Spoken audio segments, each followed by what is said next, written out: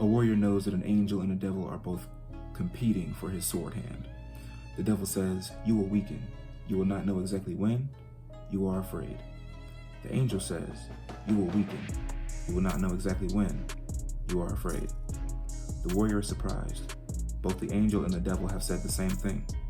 The devil continues, "Let me help you." And the angel says, "I will help you." At that moment, the warrior understands the difference. The words may be the same, but these two allies are completely different, and he chooses the angel's hand. Warriors, come out to play. It is better to be a warrior in a garden than a gardener in a war. That's one of our main slogans here at the Warrior's Way Home. And we say it a lot. We say it at the end of every episode, but I don't think we've actually gone into what it means to be a warrior in a garden versus a gardener in a war. And given like how we at the Warrior's Way Home have started off 2024, I think it's important to kind of go into that mindset a little bit. So what is it to be a warrior in a garden versus a gardener in a war? That's the particular analogy I want to break down today. The warrior in you is your eternal vigilance. It is the focus and discipline and the strength that you cultivate through these hardships that gets you to the next goal. Ultimately, there's a piece of you that you have to assign consciously when you are looking at the world and you're perceiving the world. There has to be a piece of you that is always on the lookout for those things that are going to try to take you off of your square, as we like to call it. Your square is your level of control. It is your domain, let's say. It is your thoughts, actions, and emotions, which are the only things that you can control, like we talked about in previous episodes. You have to be able to make sure that you are always in control of your space, and that's really only the things that you can control. So there's a piece of you that has to be always watching for those outside influences that are going to try to take you off of your square. It's your knight on the chessboard, if that's what you want to look at it as. If you are the king, your vigilance, your awareness are the knights that you deploy to take on those awkward angles and take out those pieces of you that are going to try to come against you, or what may be perceived as other people. There are numerous different analogies that you can kind of bring to that, but ultimately it's like a guard dog that is keeping away those foreign elements that you don't want in your yard, that you don't want in your mental space. The garden itself is your mental space. The garden is your mind. Like a lot of people say, you plant everything that you take in are seeds. Everything that you observe is planting a seed in your mind, whether it's the TV you watch, the music you listen to, outside influences, your boss, whatever that you are allowing to give you some type of influence, advertising, your own mental, the things that you think yourself are still seeds, or they flourish because you are allowing them to come into that space and take occupancy. So it is better to be somebody who is ever vigilant in the things that are being planted in his garden than a gardener in a war, because the war is also your mind. If you want to take it back to that battlefield analogy, the war that you're fighting is within your own mind.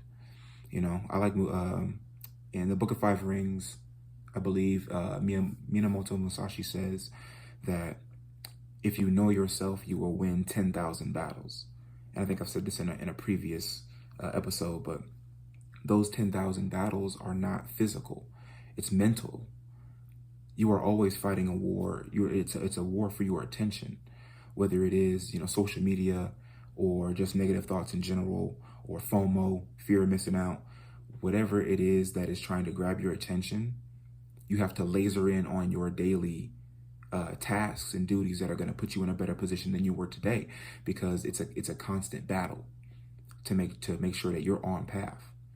But if you're a gardener, if you're somebody, and when we say the gardener, it's really like the lay person, The gardener is really the rest of your consciousness that you do allow to kind of plant whatever that you want within that mental space. The gardener has to tend to his garden as well, and he cultivates those flowers or that food or vegetation or whatever that it is that he's trying to cultivate. Those can still be beneficial things, and it doesn't have to be all about the threat of an outside presence, because people can still plant good things within you. David Goggins, Tony Robinson, whoever you really look up to, as far as like you see as a positive influence, and you want to take a piece of them and plant that into yourself, because anything that somebody else has been able to achieve, you are also capable of. And I know we have these like people look like they're anomalies when they break world records, or they make crazy amounts of money in a short amount of time, or they go and do their own business. It's important to understand that by seeing them do those things means that you have the potential to do that yourself, but you have to take that influence, and it can't just all be you worship that person because they were able to do it, and you just take it as that seed of, oh, I can do that too, but you don't do anything with that. You have to cultivate that energy within yourself. You have to cultivate that being and walk in it, and that's how you help those things flourish within yourself. But if you're always in a war with yourself, if you're always in a battlefield of your mind of you don't know what to cultivate, you don't know what to let go, you don't know what to weed out, you don't know what to destroy, you don't know what to grow, you don't know what to nurture, then you are unprepared for what happens when that field catches fire and it starts to burn everything around you, and you're caught up in the flames as well. That's really what this is about. This is about allowing yourself to be ever vigilant, even in those times of peace, or those times where you think you're doing well, or things look, your bank account looks healthy, you got gas in the car, you got food in your fridge, you got a roof over your head.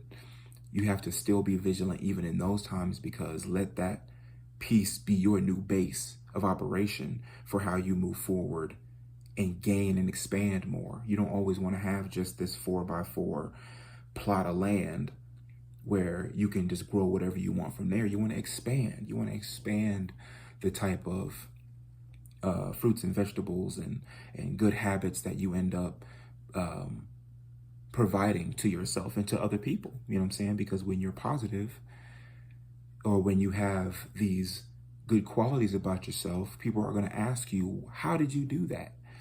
How did you get to a space where you can be trying to sow seeds of positivity or light into other people where all you see is darkness? Well, think about lotus flowers. They have to grow in the muck, in the mud. Lotus flowers literally get it out the mud, y'all. Like the lotus flowers grow from underneath like swamps and ponds and stuff like that, and places where it's like, how did that seed even get down there? It's way deep. It's underwater in that dirt, not the physical dirt. You can just go outside and dig 6 feet under and plant whatever. Like, lotus flowers are so beautiful, but they grow and bloom out of so much. They have to go through so much to get to that space, but then they sit on top of the water and they're just beautiful. You know what I mean? So and I've seen them in person. I've seen them in Japan. I've seen them in different scenarios or different areas, and it's just always beautiful to watch. You know what I'm saying? It's always, I think about that all the time. Whenever I see a lotus flower, it's just like you have to go through so much darkness and struggle before you are seen as the true bloom that you are. You know what I mean? So yeah, but it's better to be somebody who has the tools and the weapons and the resources available to them to be able to cultivate whatever they want in that garden, in that piece that they've also provided unto themselves, than be a gardener, somebody who's trying to do the right thing, but is in this war-torn area. All you have to do is look outside.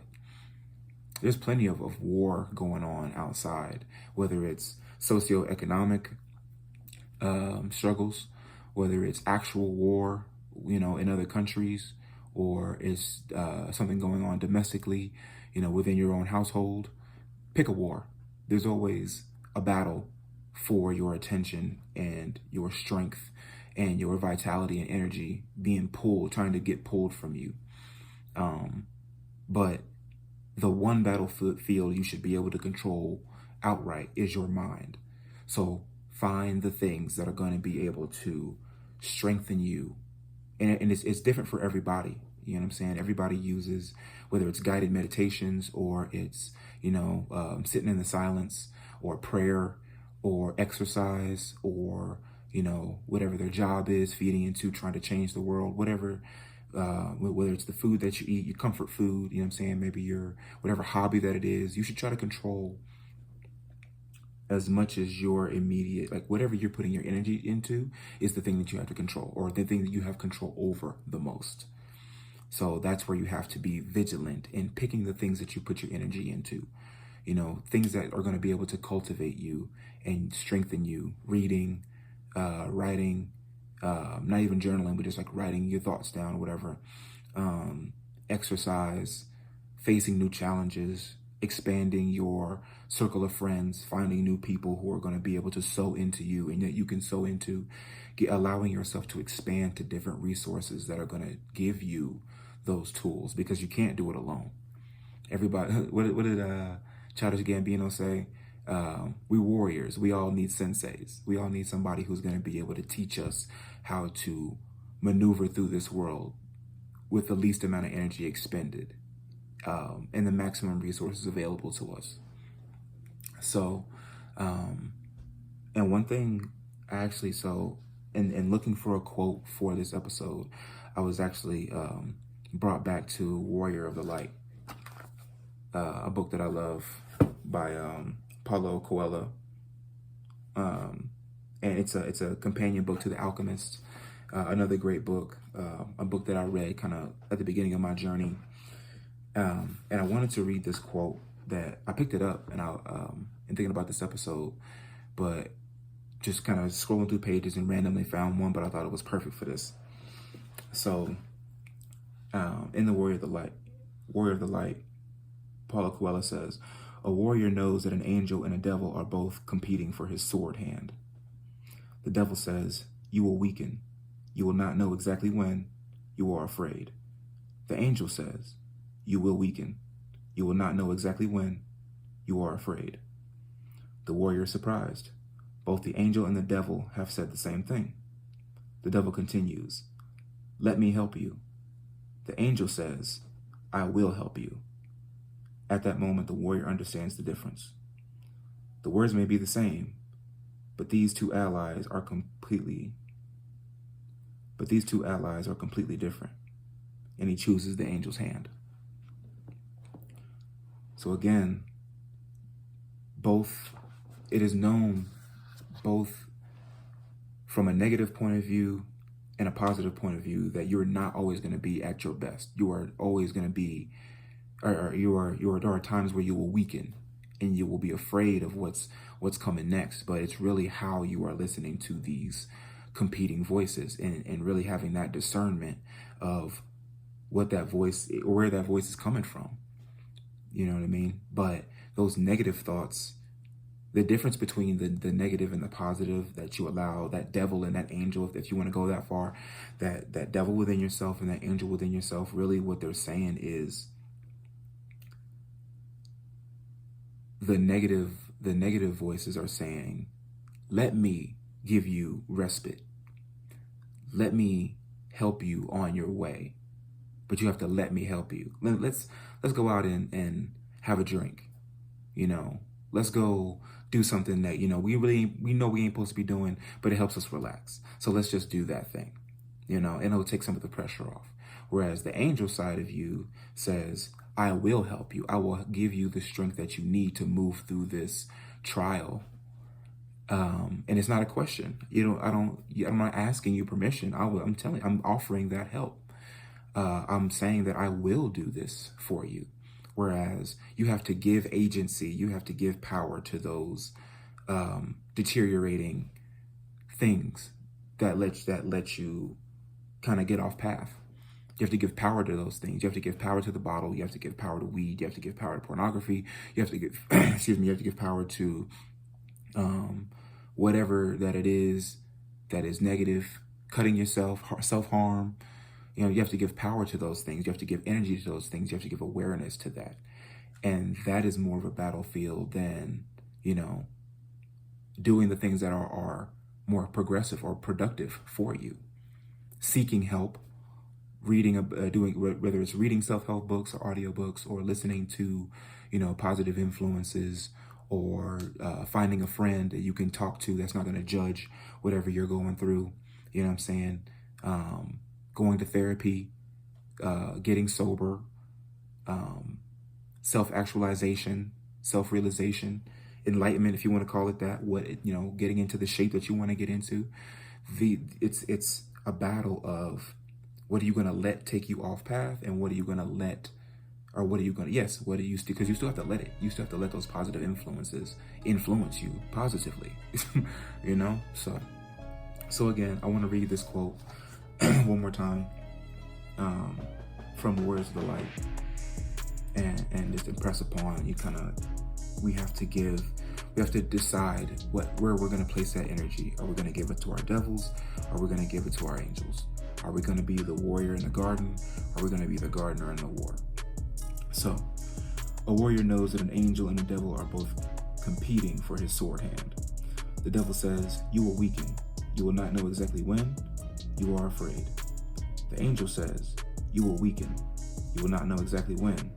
You are afraid." The warrior is surprised. Both the angel and the devil have said the same thing. The devil continues, "Let me help you." And the angel says, "I will help you."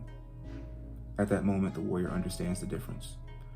The words may be the same, but these two allies are completely different, and he chooses the angel's hand.